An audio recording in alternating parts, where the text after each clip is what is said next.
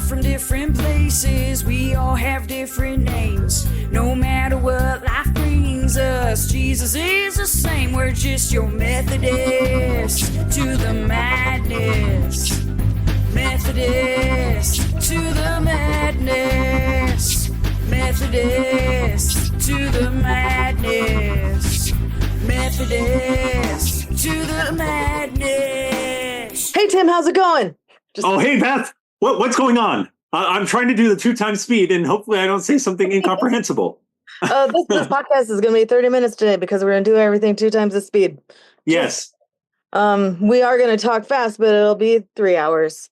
Just kidding. It'll be 3 hours worth of talking in 1 hour. Yep.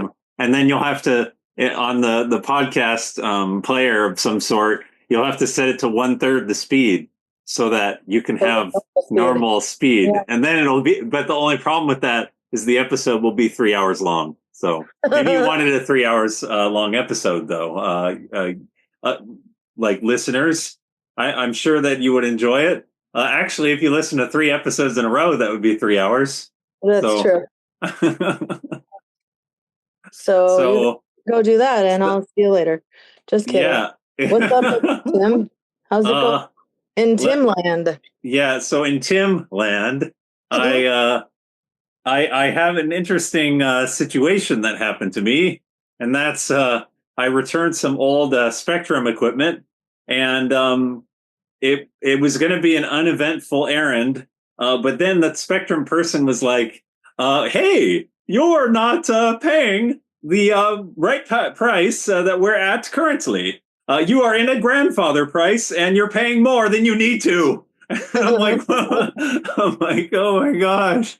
And so he offered me 2 options. I could do the promo for TV, which I didn't want Spectrum TV because I'm already using YouTube TV.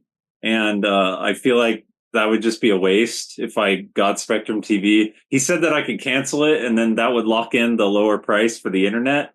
But I was kind of shocked by this because I wasn't really feeling like starting something and then canceling it right then. And so his second option ended up being much more appealing, which was to I could get a new phone. And I'm like, well, I didn't want to necessarily get a new phone. That I wanted to use my current phone, switch to Spectrum using my current phone, but then I couldn't do that. And so after we talked about the TV option, I suddenly thought that getting a new phone was pretty appealing. So he showed me one of the new phones, and I just spur of the moment bought the phone. I'm like, whoa, this is crazy. Luckily, I had already done research on what phone I wanted like a month and a half ago because I was going to switch to Visible, which is like a subsidiary of Verizon. Instead of my current, what was my current carrier, Red Pocket, so that I could get better service, and I would have had to get a new phone then. But I was so close to getting the phone, but then I talked to my mom about it, and she's like, sleep on it. So I slept on it, decided not to get the new phone, and that's good because Spectrum, I think, offered a much better deal for me getting the phone ultimately. So I'm paying like $15 a month for the phone, and for Red Pocket, I was paying $25 a month. And they lowered the price of my my internet. Actually, I need to follow up with them about that because I couldn't actually see that on my my internet statement there. But the claim was I'd be paying like $55 a month or so. So like that's $70 a month. I was paying $95 a month before. So that's my phone and internet. So that's just like a stellar deal. That's the promotional pricing though. But I'm still going to be paying a lot less after the promotion is over than I was paying when I was like grandfathered in or whatever at like a bad price or something. So that's pretty wild. So for anybody that has like internet service and they feel like they're being charged way too much, call your internet service provider and be like, hey, I am having problems paying this. Are there any promos available to help me? And you might be surprised to find that there are some promos available to help you. And you might just get a new phone out of the deal. So that was a really interesting prospect that happened to me over the weekend. And then the second thing was I sang in the choir and I had a really lovely time. I hadn't sang in the choir for like months. because I was a little too busy in my personal life, and I was already singing in the praise band. So I thought maybe I'll just take a break from choir. I think I took a break for too long. But now I'm back, and I was just so happy to like be singing with everybody. And Beth was there, and we sang together, and had a problem with the prayer song. But we did it. We did the prayer song, and we had the confidence, Holy Spirit being with us. And at the very end of the service, I'm like, okay, well, maybe I'll go home. But then as I put my robes to the robe area, I saw a bunch of people in the social hall, and then I ended up talking to them. And then I ended up talking to him way too long. I ended up talking to him until like 11:30 or something like that. And that was even going into the 11 o'clock service, because Beth's mom was there, Deb, and we talked, and Owen was there, and I talked with him too. And that was after 11 o'clock. And then before that, I saw all of our wonderful church members, and I just talked, and yeah, it was crazy. So it was really nice. It was such a nice opportunity to be in fellowship, in the friendship hall. Yeah, so that's another thing. And then one last thing is, so I managed to succeed in my endeavor in an unconventional way regarding what I was going to do about mindless scrolling. So instead of it being mindless scrolling, I made it into mindful scrolling. So what that means is if I'm going to scroll, then I need to have an intention behind it. So basically, the way that I've allowed myself to scroll now is I'm only going to scroll if I have the intention of watching full videos or reading full posts. Because I think the problem with scrolling is the attention span diminishing that occurs when you do mindless scrolling. Whereas if you have the idea in mind that you're going to like watch full featured content that you're scrolling about, then basically it fixes the attention problem that would occur with mindless scrolling. So I actually scrolled a little bit, watched a whole length video, I think like 10 minutes. And then I scrolled a little bit and watched another video that was like 8 minutes. And then I felt satisfied with the time that I spent. So I just got off of YouTube. And so I think my mission has been accomplished. This is the after Lent endeavor, whereby I apparently skipped the entire time that I was supposed to spend not mindlessly scrolling, and came up with like some sort of cheat code for not having the problem anymore. So that was very lucky. So that is my update. Thanks for sharing, Tim. Oh, thank you. Anytime anyone says content, it makes me think of a Bo Burnham song. A what? A Bo Burnham song. Oh, a Bo Burnham song. Okay. Yeah. During COVID, he made a whole special about actually during COVID, and when everything shut down, like he recorded footage for like a year and then released it as a comedy special later. So it's wow. It's pretty cool, but he has a song called Content. Oh. He took a break from being a comedian for a while, and he starts singing, "Look, I made you some content. Your favorite open wide content." Yeah. And then because COVID, he says it's a beautiful day to stay inside. Yeah. So that's really interesting. Two things about that. First is like, well, that's musical content. I'm listening to a song called Content, and it's musical content. I don't know. Yeah. Something about that is funny. But he's also talking about internet content, which happens to be musical content, which is funny. And then you said the phrase "open wide," so then it made me think of Bananas for Bonanza, and the saying about which is that's content for your ears. Yeah, but then he's saying about what is it? Something open wide. I can't remember. Daddy made you your favorite open wide.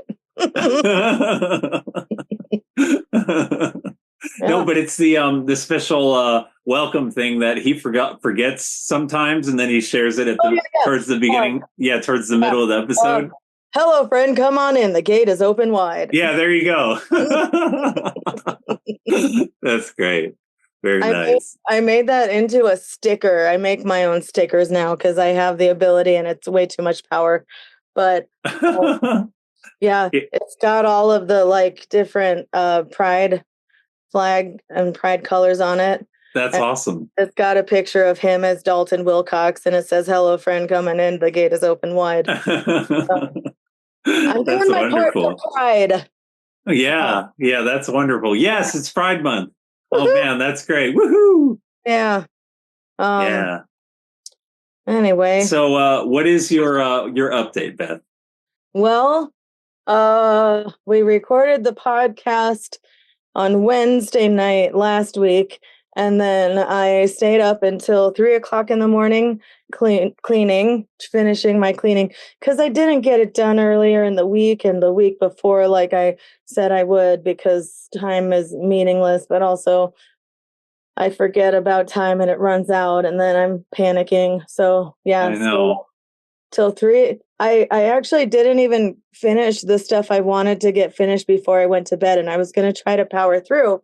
But apparently now that I don't have any carpet on any of my floors, I don't like to wear shoes. And so I was barefoot cleaning most of the day.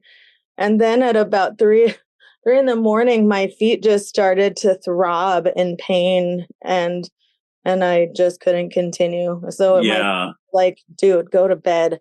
So, and then I couldn't sleep very well because my feet wouldn't stop throbbing because they hurt too much. Oh, wow. Yeah. And I think, and I totally miscalculated the time. I was trying to do math on what time I needed to leave. And I'm like, oh, that just made me, instead of getting there at the same time, I'm going to get there 2 hours after them. And anyway, it ended up being fine. It's not like we needed to be anywhere. So right. Oh, okay. So yeah, got 1 hour of sleep Wednesday night. Thursday I had to drive 9 hours to Salt Lake City to go get my mom, who my stepdad drove from South Dakota to Salt Lake City, and it's kind of close. It's 10 hours for them, and then 9 hours for us. And I invited Jonah to be my co-pilot, just someone to keep me company. He likes road trips. We had a good time. So, but I was really worried that because I had 1 hour of sleep that it was going to be difficult driving. But I usually listen. I was listening to a podcast, but then I was like, no, I need to put something on that I can sing along to. And once I put on music and I can sing along, and I'm good. And have you ever played the alphabet game on a road trip? I've never played the alphabet game. So this is my version of the alphabet game. You look on signs and billboards, and you start with A, and then you keep finding the different letters, like on the billboards and signs, like, oh, there's a B, and then you go through the alphabet and until you get to Z, just looking for the letters that are on the signs. And okay. Does license plates count? Oh yeah, I do the license plates too. I just no, actually the very last round, because it was late or whatever, or we had like 1 hour left or less than that. I was like, I'm going to only look on license plates this time. That was nice. But I also looked for like the out of state license plates. I don't know how many I got, but it looks like a lot. So yeah, we spent the night in Salt Lake City Thursday night, came back Friday, and my mom's just kind of been hanging out with us. We haven't really been doing much except for, drinking beers and doing crafts and watching TV. But that sounds pretty fun. All I want to do. We watched. She's here for Owen's graduation, which will be Wednesday. But awesome. My stepdad, the stuff that he likes to watch, he's got like kind of a PG filter in his brain, PG-13, if he's feeling risque. But anything above that, he doesn't like to watch. He doesn't like profane language or, like lots of, sex. Right. So That's really respectable. right. But he doesn't, he gets a little, it's not that my mom can't watch stuff, but sometimes like she just doesn't watch it around him because she doesn't want him to like complain about all the filth that's coming out of the TV or whatever. Right, for sure. So I'm taking this opportunity to show her all the stuff that she can't watch at home because she doesn't want Larry to be like, really, you're watching this? And so I've been showing her, I showed her 2 stand-up comedy specials. Brett Goldstein, do you know? Well, you probably don't know who he is, but No, I don't. He plays Roy Kent on the show Ted Lasso, and he's a favorite. He's like he's one of the football players. It's British, so it's actually soccer, but they call it football. And he's like one of the older ones, so he's like pushing 40, and he should be like, he's not as fast as the young guys anymore. And he's just a grumpy guy who just cares a lot, really. But he's beloved. People love that guy. Wow. And then I showed her, I showed her Man on the Inside, which actually is a very wholesome and sweet show with Ted Danson in it. Oh, cool. 8 episodes. And I showed her Sal Vulcano stand-up comedy. He was, I don't know, one of the Impractical Jokers. He has a stand-up comedy special on HBO Max. So that was pretty good. And now we're watching Hacks, which is also on HBO Max. And it stars Jean Smart, and she is a comedian who has been around since the 70s, and she has a residency at a fictitious casino called the Palmetto in Las Vegas. And I'm that to my mom, and so we're just having a good time. And my dad gets in tomorrow, and then he leaves Friday. That'll be interesting because my parents are divorced, and they don't get they've been divorced for 35 years, but they're not often in the same, room at the same time very often. Right. It'll be fine, but it'll just be weird. But yeah, that's what's going on over here. Wow. What a major update, Beth. That's really exciting. All those different things, like, hanging out with your mom, watching like cool shows and just hanging out and having a good time. Yeah. And then you got to have that road trip with Jonah, and you got to play like card games and stuff. That's really neat, honestly. There's a game that Jonah's been wanting to play. It's not a card game. I thought you said card game, and I was like, it could be card games. I don't know. But no, there's a game that Jonah's been like dying to play for like just days and days. We were going to play it last Sunday, but we ran out of time. And then, can we play it today? No, I got to clean. How about today? No, I got to.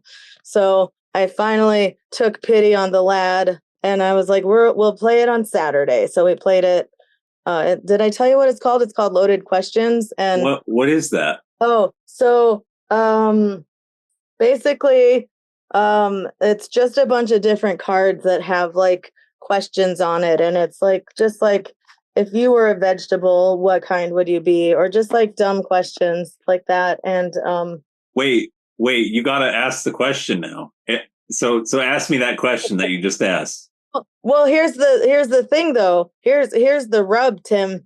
I will ask you, but so one person asks the question, and then the other people write down the answer, and then whoever asked the question has to guess who wrote which answer. Oh, okay. Okay. So it wouldn't. What vegetable would you be, and why? I think I would be. Oh God. It's funny because it sounded okay. I'm just gonna say right off the top of my head. I think I would be either a zucchini or a banana. Oh, well, a banana's a fruit, so you would be a zucchini. Cross the banana off the list. I would be a potato because potatoes are delicious. Oh yeah. I don't know why I said zucchini. I think I actually like zucchini, but I don't even eat zucchini that much. but Yep. I guess there's something unique and interesting about it. Maybe zucchini is kind of like flavorless, but you can like make it taste really good or something, and like maybe that describes me in some sort of way. Maybe But I you have like no to idea. spice things up. I don't know. Just kidding. Yeah, there you go. I like to spice things up with Yeah. random. I was trying to think about how I like this. Oh, I spice things up with my update and my mindless scrolling thing. There you go. That's how I'm like a zucchini. I spiced it up You with did it. my scrolling problem. Thank you. Let's see. But yeah, so speaking of zucchini, unless you had something else unrelated to zucchini that you wanted to share. No, I don't think so. Okay, on to the zucchini update. We like to spice it up here, Oh, wait, PUMC. What? I have a segue. What? Speaking of zucchini, I went to the office today, and this will lead into the updates, but one of the things I said for the updates last week, which you don't know because that podcast hasn't come out yet, was that Saturday, May 31st, there was an opportunity for people to go help plant the church vegetable garden, and I went into the office today, and Jeannie was like, "Oh, do you want to see the vegetable garden?" So it was take your mom to work day. So I brought my mom to work. It wasn't. I just made that up. And we went to go see the vegetable garden. It looks beautiful. And there's marigolds just planted, like scattered about in the vegetable garden. And I think there's going to be, I didn't look at all the stuff that was going to be in there, but there's tomatoes and carrots and other stuff like that. And once things start growing, the congregation is invited to, take what they want, pick any vegetables that they want, just as long as you're not picking a bunch of them for like canning purposes, because that's just too many vegetables. And it's a community garden, so we want to be able to share it with lots of people. So that's amazing. If you ever find yourself near the church office anytime soon, go around the house office building and look at the garden. I'm definitely going to check out the vegetable garden. Yeah. That is so amazing. There's also another garden that's actually right next to my office, which is the garage. So which is Emily's garden that was planted a few years ago in honor of Tracy and Jeff Moggs' daughter, Emily, who had Down syndrome and passed when she was, I want to say she was 8 or 9. Yeah. I think I remember that story, actually. Yeah. I don't know who told it, but I think Tracy did. I think Tracy came on the podcast at one point, didn't she? Yeah. And she had, what was it? She had the sermon. Did she deliver a testimony kind of sermon? Yeah. Wow. And that is so cool. I love how she said it happened. She said, like, she was talking to Pastor Jim, and before she knew it, she was saying she wanted to share a testimony in front of the church. And she's like, what are you doing? Why are you saying these words out loud? And it was a beautiful message. And wow. Yeah. She's doing a really great job of keeping Emily's legacy alive and well. So yeah, I love that. I love that she shared her testimony, and we have a garden for Emily and stuff like that. That's amazing. And those stuff and see our multiple gardens. Oh, and you can even see the dwarf plum tree that was planted. Yeah. So in updates that haven't happened yet. Friday, June 6th, there will be a memorial service for Dorothy Lathrop. That's at 1 p.m. Sunday, June 8th, we have the Palmdale UM Foundation Scholarship Sunday. All right. So that Owen is up for scholarship, and we'll be getting up in front of everybody and talking about his college path, and Joseph, Mary's son, and Probably others. I can't remember. So yeah, that'll be fun, and they'll be at both services. So wow, don't that's want amazing. that. And also on June 8th, the Summer Kids Club begins, and it's from 2 to 4 p.m. And Miriam and I were planning it a little bit today. We've got perler beads, we've got card games and car games. No, just card games. We're making galaxy jars where you just put like water and food coloring and glitter, and you swirl it around and wow, the galaxy. Yeah. So and other things, I'll leave the rest a surprise just because I can't remember what they are. But you said that. Did you say that was Kids Club? Yes, it'll be our Summer Kids Club. Oh, yeah. Right.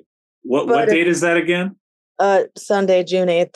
All right. It's coming up really, really soon. Yay. It's 6 days from now. Yeah. So, we'll also be having some like fun water game playtime towards the end. So that'll be good. Yeah. Kids, it's not too late to sign up unless, this comes out after the June 8th one Kids Club passes. But you can sign up for the other ones. It's not too late unless, September and all the kids clubs are done. And this comes out then. Just kidding, Jessica. Anyway, so do that. I'm not done with the announcements. Saturday, June 21st, Women's Crafting Potluck Brunch will be at 10 a.m. And then Thursday, June 26th, is the senior bus trip to Long Beach Lighthouse, and we'll meet at 9 a.m.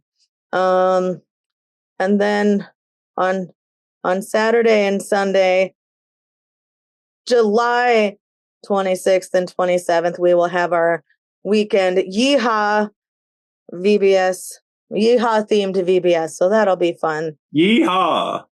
I know that I should make a point of grabbing a bulletin before I leave church so I can have the more updated ones. But I know we're having a blood drive coming up in July, I believe. Yeah, right. That'll be at our church. So just keep an eye out for that.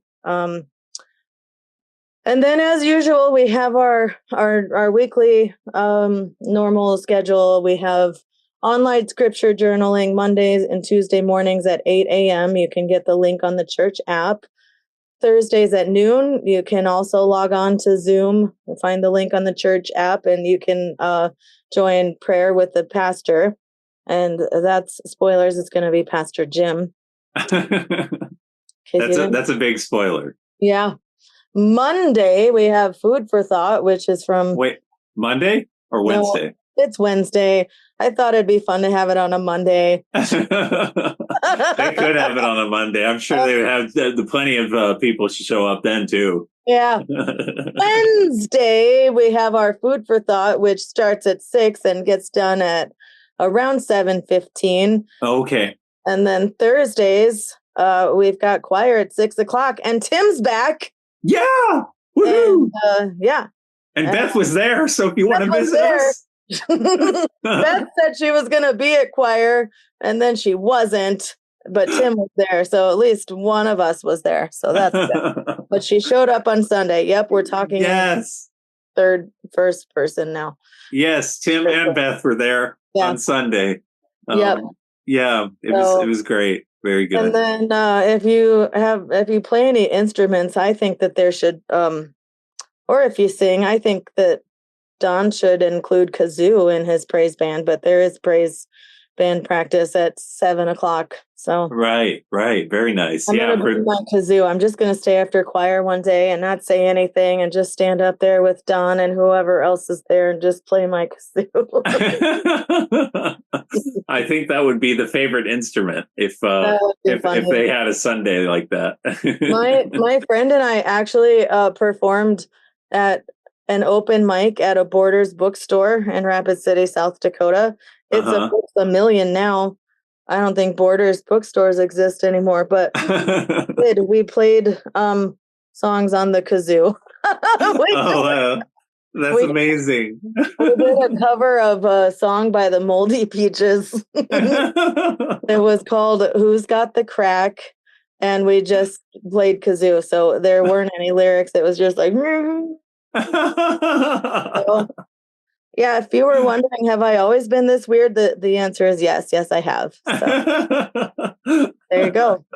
Yeah, I think I'm kind of in the same boat.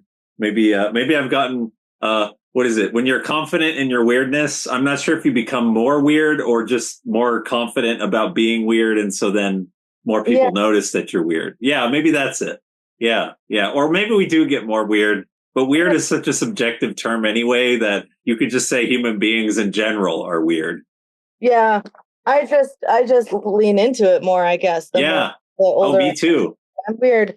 It's fine. Yeah, exactly. It's like I'm weird and I'm happy. Or I'm confident about my weirdness and I'm happy. Here, let me find some people that can be weird with me. Yeah. We're weird. Get used to it. No. Yeah. Thought of very one nice. That hasn't made it into the bulletin yet because I just decided it today. On Sunday, June 22nd, anybody who wants to volunteer for VBS can come to an informational meeting in between services in the fireside room. So that's Sunday, June 22nd. Oh, wow. That's exciting. And I made a sign and it makes me laugh since it's yeehaw themed. I made a sign that looks like a wanted poster and it says wanted, dead or alive, but then I did a cross through the dead part. And then underneath that it says VBS volunteers. That's great. So yeah. So that's coming up. Very exciting. Oh wow. So do you have any more announcements, Beth? No, I think that's it. Okay, now we have the announcement that comes in the form of Methodist moment. And we have Bethodist. This is the Bethodist moment. It's the Bethodist moment with Bethodist. Okay. So I've been reading this book. It's called She Did What She Could, 5 Words of Jesus That Will Change Your Life. And the author is Elisa Morgan. I'm not sure. And basically the whole theme of the book, it talks about, the whole theme of the book is she did what she could. But each chapter I think is interesting because the first chapter is, it puts emphasis on she did what she could. Oh. And then the second chapter, it's she did what she could. And then the third, she did what she could. I won't go through the whole thing, but wow. It talks about, the story of how Mary basically, Jesus was in Bethany at the home of Simon, a man who previously had leprosy. I'm not going to read the whole thing, but Mary got out the expensive perfume made from essence of nard, and then she broke it open and poured it over Jesus's head.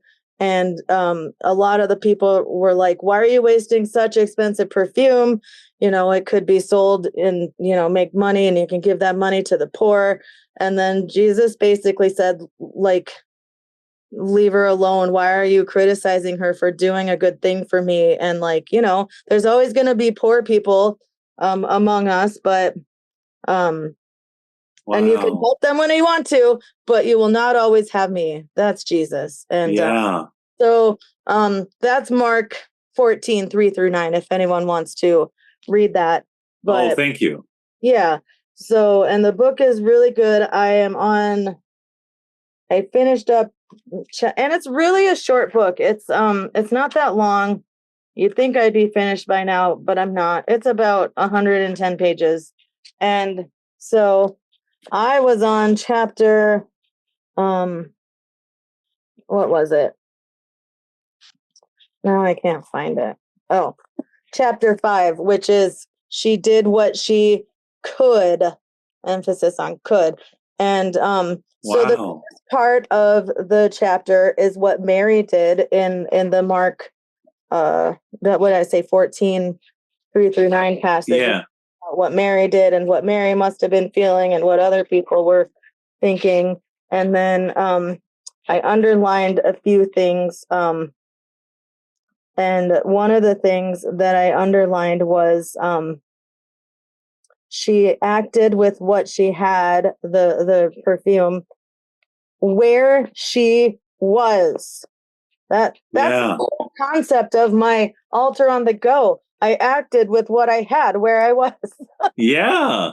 Purchase anything. And then towards the bottom it says, she acted with what she had. She acted where she was.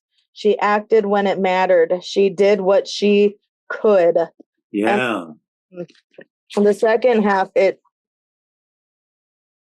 tells a little, like a real life kind of example of everything. And I'm just going to read that real quick. Yeah, for sure. It's very short. She had served as a leader in the nonprofit effort for more than 3 years. Her heart had been twisted this way and that as she slugged her way through challenge after challenge, and her reward was the tangible growth of the staff she led. Of those involved in her ministry, 97% reported that they had grown in their faith. That was satisfying, deeply satisfying. But the troubled economy squeezed hard on the organization. Donations decreased to less than 60% of the budget. Salaries were slashed. After months of trying every other option, she saw the dreaded words, reduction of workforce, on the memo handed down from the board of directors. The memo contained a list with 2 headings, remaining staff and leading and released staff. She read the names on each, haunted as she saw her own suggestion appearing in one column or the other.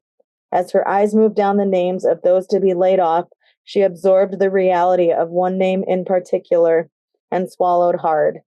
Shannon, hired only a few months ago. The newly married, pregnant young woman had recently been evicted and would need help to land on her feet after yet another setback. She reached for her wallet, grateful that she'd been to the ATM the day before. But as she counted out the cash, she thought twice. It wasn't enough. She considered her own diminished salary and the needs of her own family. Then she reached for her checkbook. She did what she could. And, Wow. And this is what it says on the next page. And I think this is referring to Mary and not this woman. As a result of her action, she was ridiculed. As a result of her action, she was honored. The relationship resulted in a response. She did what she could. Wow. Wow, that's really encouraging. And what was the main reason that you shared that, Beth? I was gonna I don't even remember now. I was gonna share it last week, but just like I just remember so many times in my life where I've made small gestures to people just because I couldn't do more, and it always feels like whatever you're giving isn't enough. But even the smallest gesture and just the smallest act of kindness can really turn anybody's day around, because it's not about the quantity. It's about just, helping people and letting them see, or letting them know you see them. And just because I don't have $1 million to give to somebody who's struggling doesn't mean that I can't, take them out to lunch and pay for their lunch. Because I feel like a lot of times, myself included, feel like, the world is, it's a mess right now.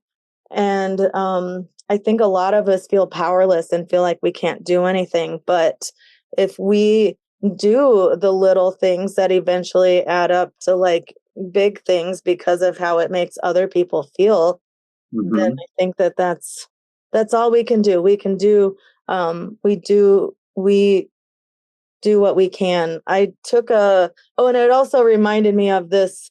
It was kind of like it wasn't really a Bible study, but it was, Angie Doyle led a group called Spirit Sisters or something. And she would come to, it was on Thursdays, and she would come every week with like some sort of a devotional or something like that, or some Bible verse that she liked. And she would bring handouts, and one of the things that I take away from that is, like she said, and I think she heard it from someone else, maybe Pastor Jim, I'm not sure, but do what you can, not what you can't. So it's not about biting off more than you can chew or giving more than you can just because you think it'll make people happy or whatever. Just do what you can without overextending yourself, without, Yeah. So if you ever think that what you do doesn't matter or it doesn't make a difference, it does. So Wow. do that small gesture. Tell the random lady in the grocery store that you like her purse. Just, the world's hard enough. Let's when your heart feels heavy, we can lighten it up. Right. Absolutely. That's great. I won't sing the song. So yeah, that's all I've got. Yeah. Out. Yeah. That's how I'm gonna end it. Just kidding.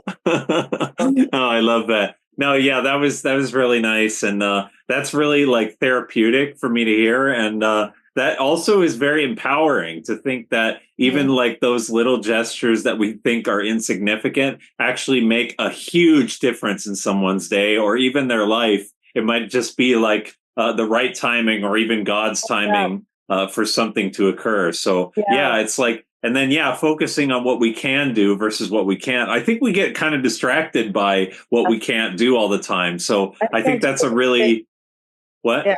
I can't do the big thing, so I will do nothing. Yeah, right, exactly. Yeah. So instead, we encourage ourselves by all the things we can do, or even think about all the little wins that we've already had. So think about all of that, and then that gives us an opportunity to make the world a better place. Yeah. And I read something somewhere that said that people won't always remember what you did for them, but they will always remember how you made them feel. Just make people feel like they're loved. Wow. Please just let's love people. We are by Jesus. Absolutely. Yeah, that's like an amazing segue to what we're going to be talking about.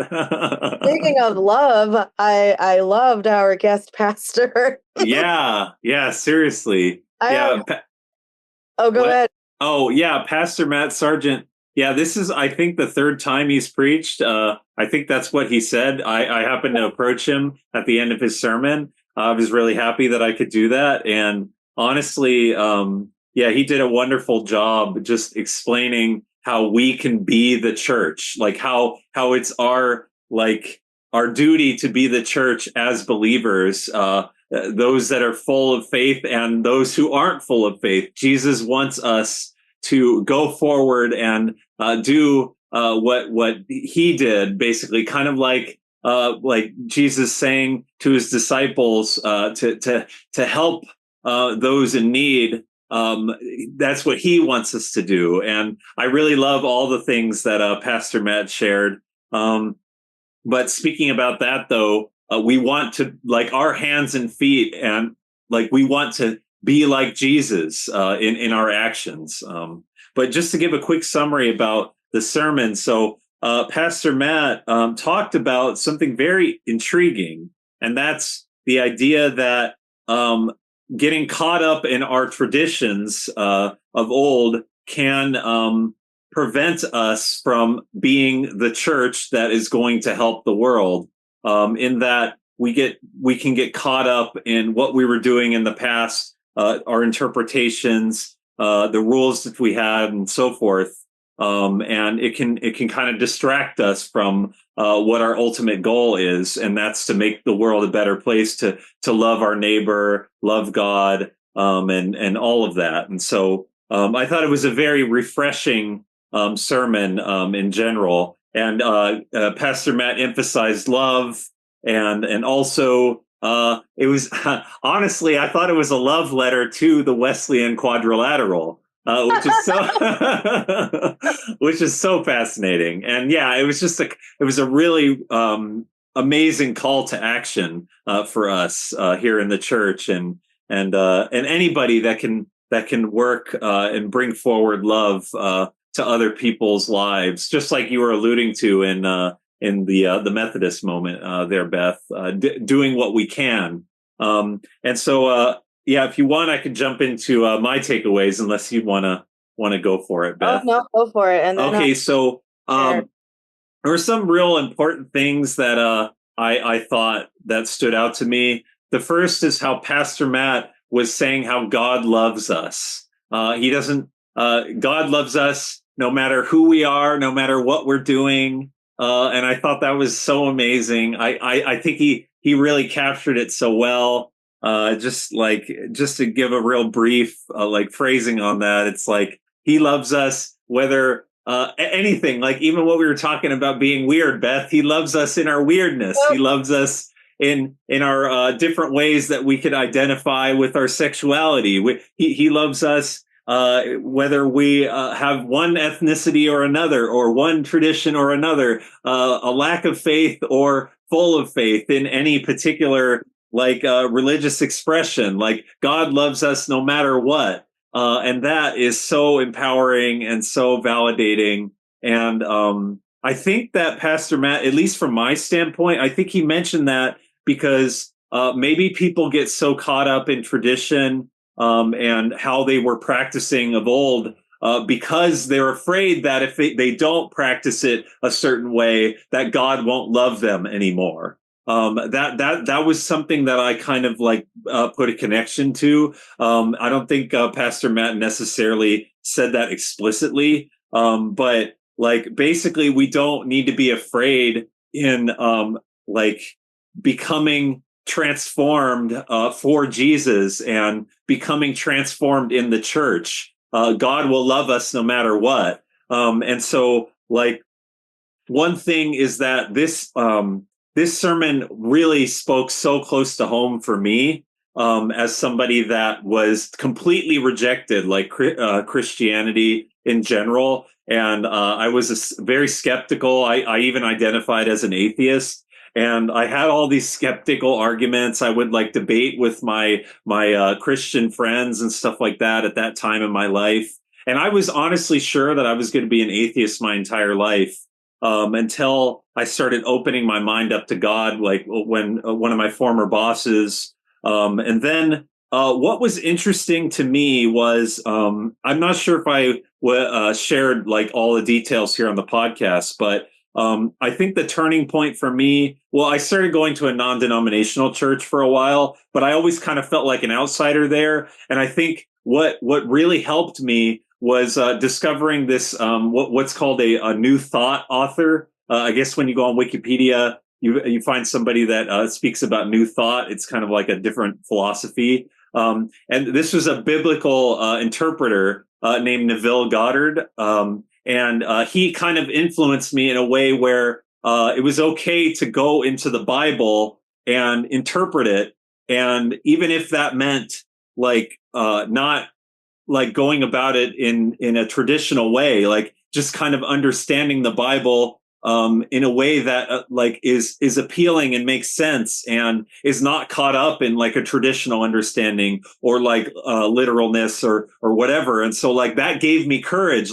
Okay, I know all these things, reason, talking about the Wesleyan Quadrilateral, my reason was telling me, God could never love me, or I could not connect with God. But in reality, my reason was able to inform my faith. And so when I went into the Bible, with a fresh set of eyes, and understanding the beauty of the Gospels, then I was able to be provided with faith through that experience. And then discovering the Palmdale United Methodist Church was huge. And so now the United Methodist tradition greatly informs my faith.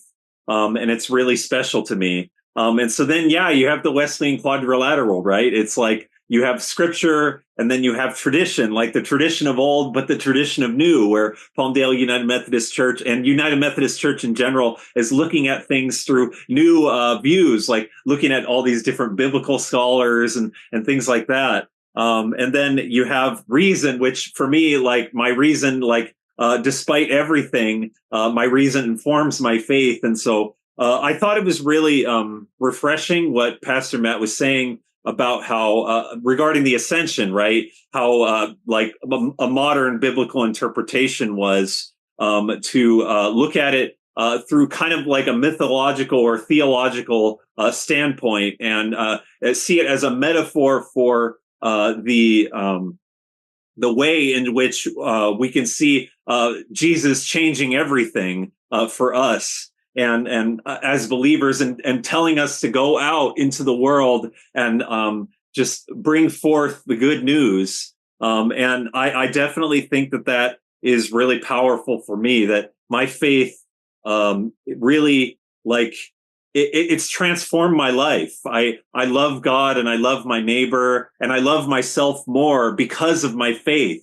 And these stories are so special and so beautiful in the Bible. Like, even though we don't necessarily interpret them literally, like look at Revelation, for example, like many people will interpret that symbolically, but that doesn't like mean that it isn't beautiful and informs our faith and like makes us more connected as Christians. And so then you have just all of these like stories. I think that literalness and historical value and so forth can be a distraction. I don't think it has to be a distraction, but people can be distracted by it, and they forget that it's the faith and love for God and neighbor that is so powerful and important. And then we kind of touched on it already, but we want to be the church. And I love how Pastor Matt was saying how we want to be the hands and feet of Jesus, and we want to do what is like set forth for us in that regard. So I really related to that personally, like being like Jesus in our actions and our feelings about things, and just enriching our lives. So yeah. Thanks for sharing that, Tim. Thank you. I really appreciate that. I was thinking about being the church, and then it makes me think of that song, "We Are the Church." But you know that expression or that saying, "Be the change you want to see in the world"? Yeah. I think we should be the church we want to see in the world. Yes. I love that. Yes. Because I get caught up on.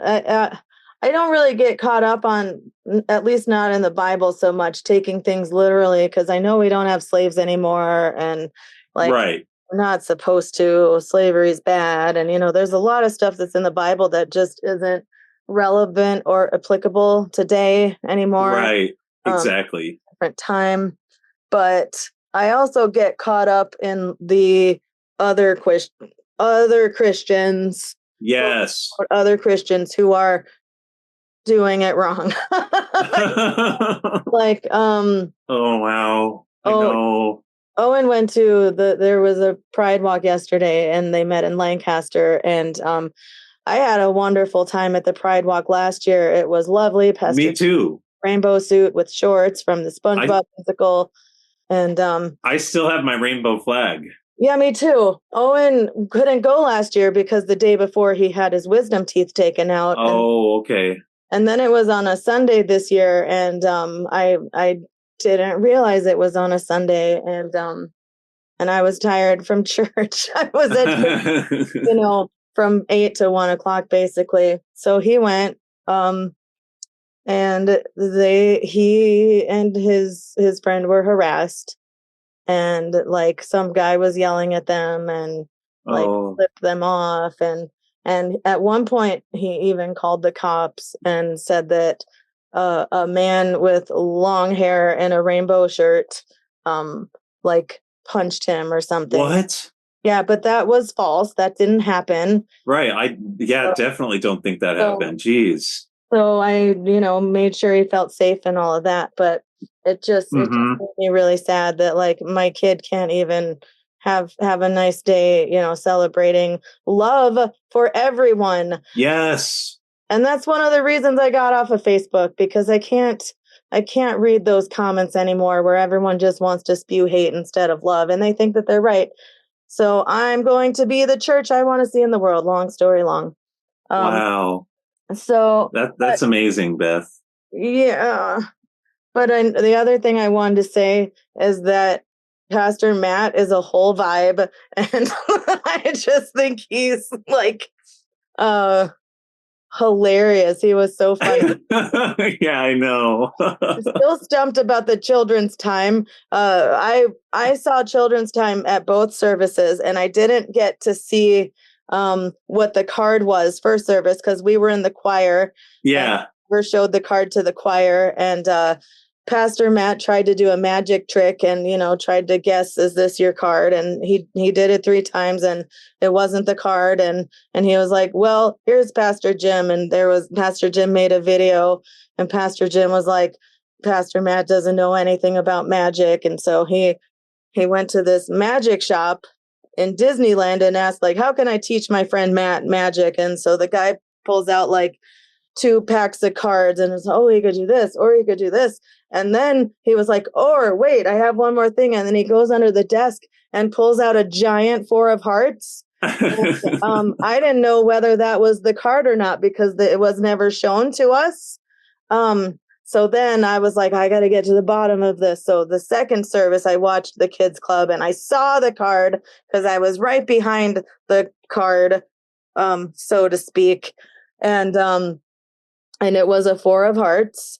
And then at the end of the video, it was a 4 of hearts. And I was like, how did that happen? Oh, what? Yeah. Magic. And then don't tell Pastor Jim this. We've been instructed not to tell Pastor Jim, but I think we're safe on the podcast. He doesn't listen to this. Right. But Pastor Matt talked about how he forgot his belt, and he tried to look for a belt and he couldn't find one, so he used one of the ropes for the robes, and you know how those ropes are long because they hang down at the end. And he said that he was like, I don't need a belt, and then his pants were falling down. Oh, I guess I need a belt. So he took the robe and put it through his pants. And the thing that made me laugh the hardest was he said that since the rope was so long, it went down his pant leg and he tucked it into his sock. That was just so funny to me. And so, yeah, fun. I really enjoyed it. Yeah. I really, and he had some musings about Pastor Jim. He was like, his eating habits are that of an 18-year-old boy. And he was talking about how they'll be waiting in line and he'll be like, you guys go ahead, I'm gonna go get some beignets. And then he brings them back to the line and like, if we all share them, and we'll get them done before the line. And yeah, so I just thought that was funny. I got some inside information. I'm just kidding. I don't think he'd sharing that, but yeah. What I also liked is his communion. When he did communion, at least for the 9 o'clock service, he didn't have. I think it was some sort of note passage that he was supposed to bring along, but he didn't have it. And so then he was going to look in the book, but then he didn't look in the book because I don't know, maybe he could find it, but then it was on the screen, so he read it off the screen. And I thought it was just really like enjoyable in general. Like he really took it in his stride though. And then he really made it special because at the end he added his own like important pieces after he had read what was on the screen. So I thought that was really cool. Like he just puts a nice touch on everything for sure. Yeah.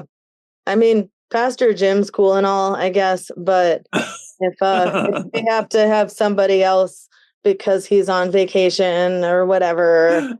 Right. Indeed. So I think Pastor Matt is an excellent stand-in for Pastor Jim when he's out. And I would say that Pastor Jim goes out to Disneyland very frequently. So whenever, I found out that I actually knew this already, but that's where Pastor Jim usually stays with Pastor Matt, Matt Seargeant, like during that time with Disneyland. I tell people that when I'm talking about Pastor Matt or describing him to somebody who might not know who he is, and I'm like, that's where Pastor Jim spends the night when he goes to Disneyland, so he doesn't have to fight the traffic. I think I've shared everything but my sermon feedback, but I did think it was a really good sermon, and it did it's just always a good reminder to, like, it doesn't matter what other people are doing. Like, you do the good. If other, Lane, if other people aren't doing that, that's not your problem, Right, like, right. You be the church you want to see in the world. That was my big takeaway. And I often forget that because I get caught up in what I think everybody else should be doing. And that's the thing that I tried to, like, drill into my kids at a young age. Like, Owen would, like, tattle on Jonah about something and be like, Jonah's doing this, and it wouldn't even be something that was, like, terrible, and it's something that he could do or whatever. And I'd be like, you need to worry about you. Like, don't worry about what Jonah's doing. Jonah's allowed to do that. Like, just, like, stay in your lane, worry about what you're doing. You do what you need to do. And I forget that myself. I'm a hypocrite. No, we all are. But right. Yeah, for sure. I definitely feel like I don't take my own advice a lot of times. Like, I give advice to people. It's like, I just, yeah. And I'm like, oh no, not for me. I meant that for you. Right. It's not. Wow. So. I know. Yeah. And, that's really important, like, to emphasize being the church and, like, loving others, and, like, regardless of anything, and, like, regardless of what other people are doing, because it could get so distracting, right? Like, other people could just, like, find reasons not to show love. I mean, I just kind of being a little bit overt here, but this is our podcast. The LGBTQIA plus thing really, it makes me sad that people don't, like, put love first, And so that's like a point of conflict in people's minds and people's, like, the way that they practice Christianity, or just, like, there's even a schism in our church. Like, there's the United Methodist Church, and then there's the Global Methodist Church now, because of that one issue.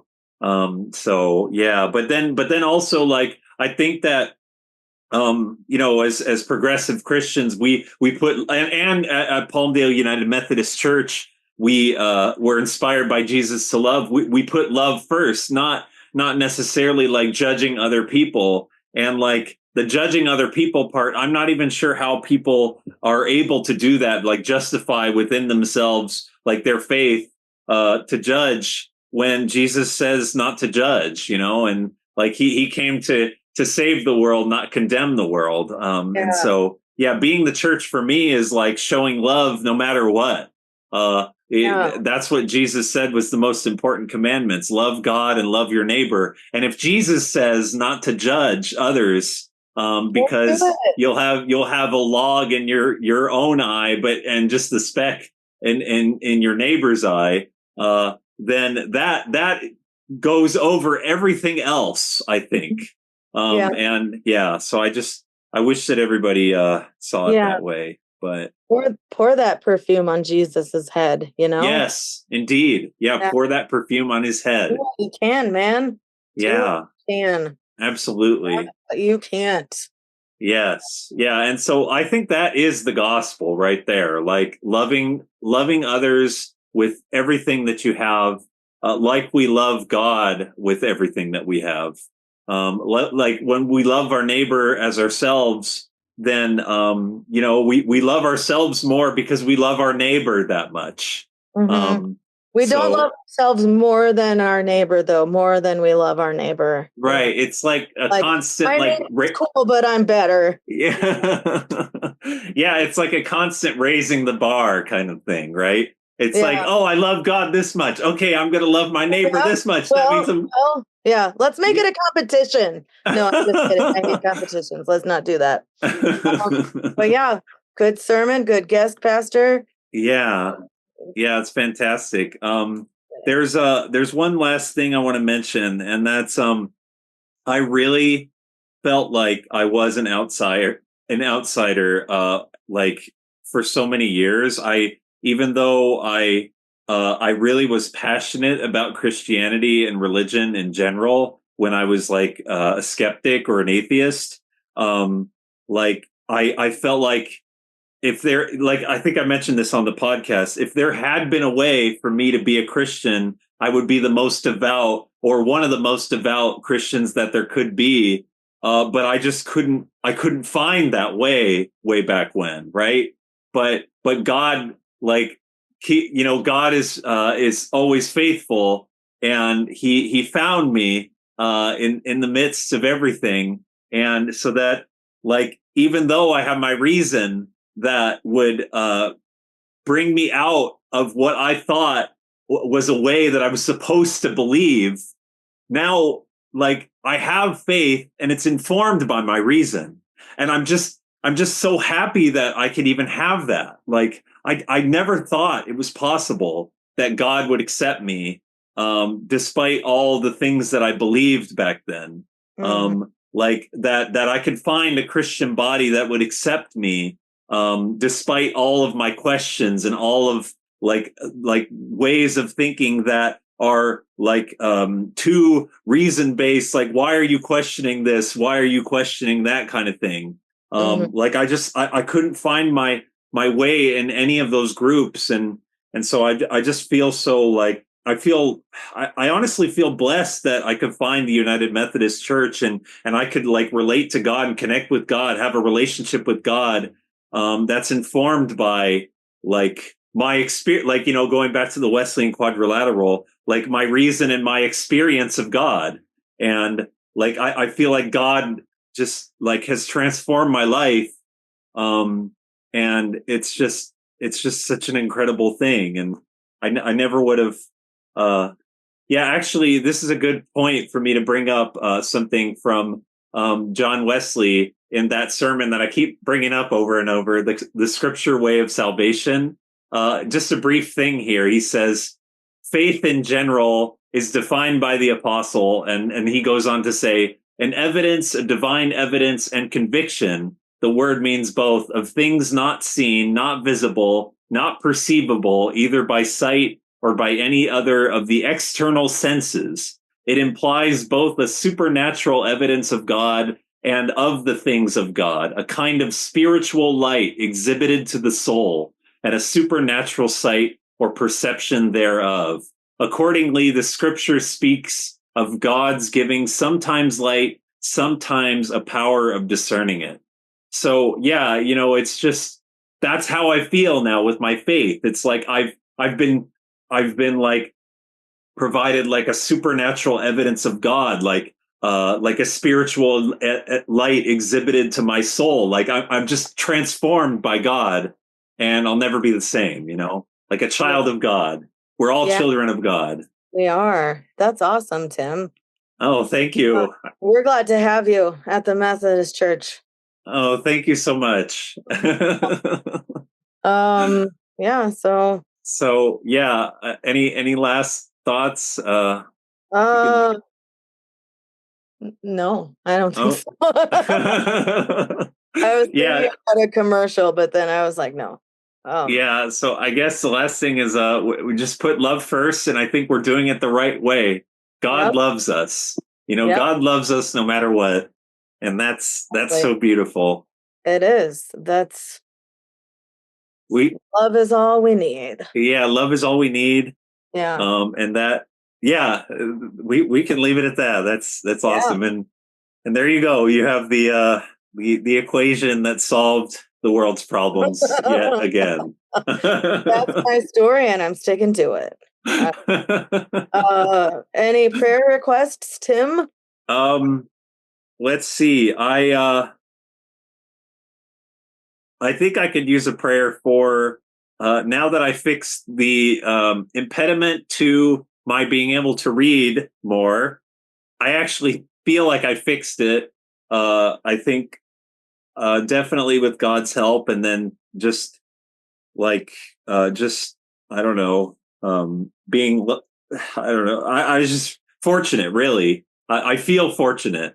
So now I really can do the second step, which is to read more books. So so doing like what is this after Lent? No, this is actually Lent. Having been late in doing my original Lent opportunity, switching my Lent opportunity to the scrolling thing, and then like doing it after Lent. Now I guess I'm going back to my original Lent idea, which was to read more. So a prayer for me to go forward with my reading endeavor. I actually do have like a an informal commitment to one of my coworkers. He keeps telling me to read this book called Project Hail Mary, and read it. Yeah. I mentioned it on the podcast before. Oh gosh. And what's so cool is it's good that I waited so long to read the book, because Audible had an 85% up to 85% off sale, which is so wild.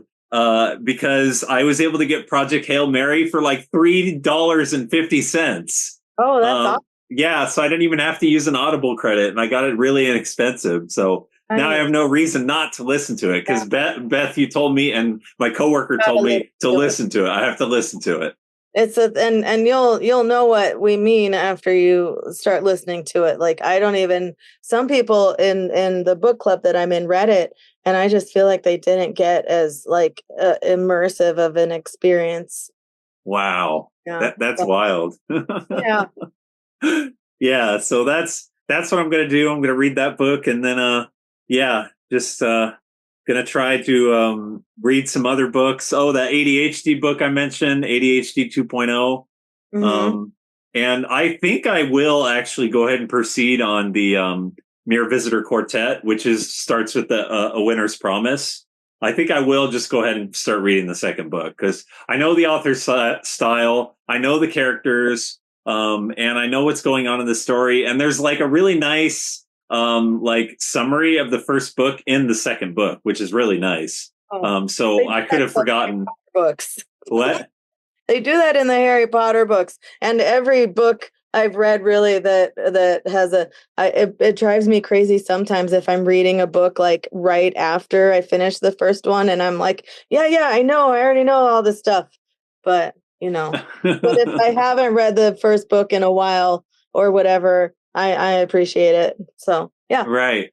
Yeah, it's kind of like the what is it, Spark Notes or Cliff Notes of the previous book included in the next book. You know what you could do? You could just like read, like if it's a multi-book series, you could just read the summaries at the beginning of each of the books. So you don't have to read the whole book, except for probably the last one. There'd be a summary for the last one. I've done that with movies where I'm like, oh, I don't know what's going on like in this movie potentially, because I didn't see the previous ones. What happened? And then there's some like generous like article writer that's like, oh, just in case you didn't read or watch these this content, here you go, this is what happened. Refresh or fill you in if you hadn't experienced it before. Yeah, I did that with Planet of the Apes, I think. I watched one of the Planet of the Apes movies when it was in the theater. And it was really good. I can't remember what it was now, which one it was, but I found out that the old Planet of the Apes is actually in the timeline. It proceeded after the movie that I was going to see. So the movie that I ended up seeing was a prequel to the super or much older movie Planet of the Apes. So yeah, I wouldn't have known that if I hadn't read that article. So for anybody that sees a sequel of something or reads a sequel to something, if you feel like you're in that position, just go ahead and spoil it for yourself, because you're going to already spoil it for yourself by watching the sequel anyway. You might as well just spoil all the rest of the content. Yeah, just spoil your dinner while you're at it too by spoil everything. Spoil your dinner. I have to say that legally as a mom. Just kidding. It's in the contract that I signed. No, not really. Yeah, so that's so that's my prayer request to get going on my book reading. Sounds good. Thank you. Yeah, we can do that for you. My prayer request is my dad and my stepmom will be traveling tomorrow by plane to be here for Owen's graduation. Wow.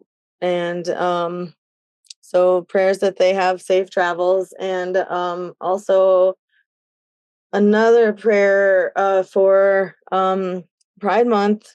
I was going to say that. Yeah, I'm so glad you mentioned it. So a prayer that, like, the people who are marginalized and who celebrate Pride Month because of all of the hate that's in the world, really, just prayers that they can have a safe and like happy month where they can still celebrate that they exist and they deserve to be here too.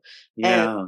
hopefully just prayers that, I know there's going to be all the hate, but just prayers that they don't, that they can still stand strong and, still know that they matter and that they do have allies and people who are on their side and think that they're, worthy of being here. Yeah. Yeah, absolutely. Wow. Yeah, I'm really glad that you said that, Beth. Yeah, it's like we want their experience to be heard and respected, like fully respected, like as human beings, like lovable, and just like just we're really happy that they're here to just like, just like any one of us, right? Right, worthy of love, children of God. So yeah, I totally like. I think they definitely need a prayer out there. Yeah. And I hope maybe we could be the church and help them feel more welcome too this month. So Yeah. so yeah. Thanks for mentioning that. Yeah. Oh, and prayers for all the seniors graduating. I know some of them already did, but prayers that all of them can, get up and get their diplomas without, tripping and falling on their faces. Yeah. Yeah, 100%. Yeah, that would be wonderful. It's yeah, for sure. Prayers for all of them. And yeah, Joseph and no, Owen and Joseph, you're both going to be graduating. That's so wonderful. Joseph graduated on Friday, so he's Oh, he already graduated. Yep. Wow. Okay, so Owen needs a prayer. So what is it? Joseph it's a belated prayer for Joseph. A belated prayer. I'm sure he's yeah, I think he's probably still in the thick of it emotionally and everything. Probably, yeah. So yeah. Yeah, I know that's a big, really important time for everybody that's graduating. And so then like they kind of like figuring out their life and stuff like that afterwards. Like that's kind of like suddenly it's like a complete shift in your life, Beth. Just like getting pregnant and you have a baby is a complete shift. That's what happens when you go to school and you're like going to school your entire life. And then all of a sudden they're like, oh, well, you're done with school. Are you going to go to more school? Are you going to start working and then go to more school? Or are you just going to start working? Like they just suddenly have this like completely new chapter. Like it totally changes everything in a person's life. I mean, wow. Yeah. Yeah. Like as a working adult for me, like I still think back to those times when I was in school and I'm like, wow, that's like, it's like a totally different life. You go to school and you see all of your like peers and stuff like that.